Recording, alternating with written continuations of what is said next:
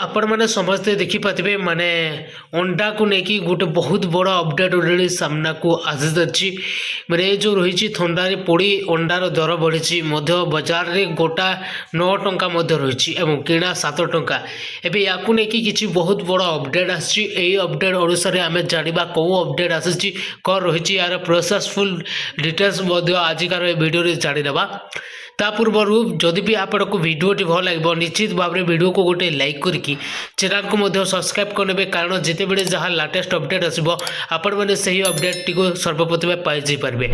तो चलते प्रथम से अपडेट उपर नजर पकईवा किंतु या नहीं गोटे बहुत बड़ अपडेट आसी माने पुणी बढ़ला अंडा दर आपण समस्ते जगह देखिपारे पुणी बढ़ी अंडा दर बजार रे गोटा 9 टंका रही माने यहाँ बजार के 9 टंका अंडा दर रही किसी दिन तले गोटा 7 टंका थिबा बेले हठात दर पुणी 2 टंका बढ़ी जाइए किसी दिन पूर्वर आम जदि भी देखा 7 टंका थिबा बेले एवं 2 टंका बढ़ी जाइए टोटाल 9 टंका रही केवल सेतिकी नुहे अंडा ट्रे 180 टंका थिबा बेले एबे ताहा 270 टंका छुईची एटा 180 टंका थिबा बेले पूर्वर एबे 270 टंका छुईची अंडा दर गोटे पटे ठंडा अनुभूति होउथिबा बेले अंडा दर शुणा बेला को मुंड गरम हो जाउछि एबे जदि भी देखिबा गोटे पटे जेमिति कि ठंडा दर ठंडा मध्य होछि ए ठंडा जगह रे मध्य अंडार दर मध्य शुणिले मुंड पूरा गरम हो जाउछि केवल भुवनेश्वर नुहे कटक नुहे समान स्थिति रही गाँव में अंडा आदौ मिलूनी बेपारी कहवा कथा फार्म रे अंडा अभाव पड़ी सेठाक आवश्यक परिमाण ठंडा आसु नथिबारु स्थिति सृष्टि होइछि तथापि आसंता मास बेलू दर खसी आसिबो बोली अनुमान करा जाउछि ए जो अंडा दर मध्य रही एटा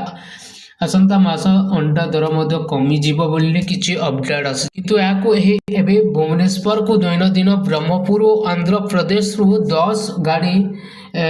अंडा आसुछि प्रति गाड़ी रे 300 कार्टून रही एवं गोटे कार्टून रे 210 टी अंडा रही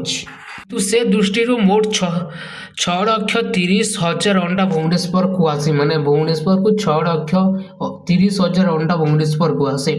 से विभिन्न बजार हाट होटेल विभिन्न फूड स्टॉल दुकान को जाए तेणु अंडार चाहिदा बढ़िबारे लगी जेतिकी अंडा आसवा कथा सेतिकी आसुनी एबे माने निखिल ओडिशा अमिष व्यवसाय संघर सभापति शेख मुंताकिम बक्स कहवा कथा जे भुवनेश्वर को 20 गाड़ी अंडा दरकार भुवनेश्वर को 20 गाड़ी अंडा दरकार अर्थात दिन को 12 लाख रु 60,000 अंडा आवश्यक पड़ुथिबा तार अधा सारुछि सेहि प्रत्येक दिन खर्चंत एवं बेपारी माने अंडा मगाउछ जड़े बेपारी प्रमिला सेठी कहिसंती गत 2 मास हेबो दर ऊपर तळ हेबारे लागिछि एबे हठात अंडा मिलुनी सेतिपाई से अधिक आड़ुछंती 2 मास तले अंडा दर 7 टंका थिला पर 8 टंका एवं 9 टंका पड़िलानी ओडिशा पोल्ट्री ट्रेड्स एसोसिएशन संपादक ज्योतिकांत महापात्र कहवा अनुसार जो गत किछि मास हेबो ओडिशा समेत आंध्र प्रदेश महाराष्ट्र छत्तीसगढ़ झारखंड तेलंगाना बिहार बोली प्रांत में बर्ड फ्लू होइतिला फल हजार हजार कुकुड़ा मरीगले फल अंडा उत्पादन ह्रास पाई राज्य में थिबा विभिन्न फार्म को अंडा आसुनी जेतिकी आसुची ताहा किछि घंटारे बिक्री हो जाउची कम अंडा आसुथिबारु दर मध्य बढ़ी अपर पक्षे पर्याप्त अंडा मिलवार कारण शीतल भंडार अभाव बोली बेपारी माने कहिसंती शीत दिने टिके चढ़ी जीवो हेले गरम पड़िले अंडा बेसी दिन रहिबनी दीर्घ दिन हेबे आमिष विशेषकर अंडा को गच्छित रखिबा पई राजधानी समेत कटक और राज्यर बड़ बड़ सहर में शीतल भंडार प्रतिष्ठा करने को अमिष व्यवसायी संघ पक्षर दाबी हो आसुछि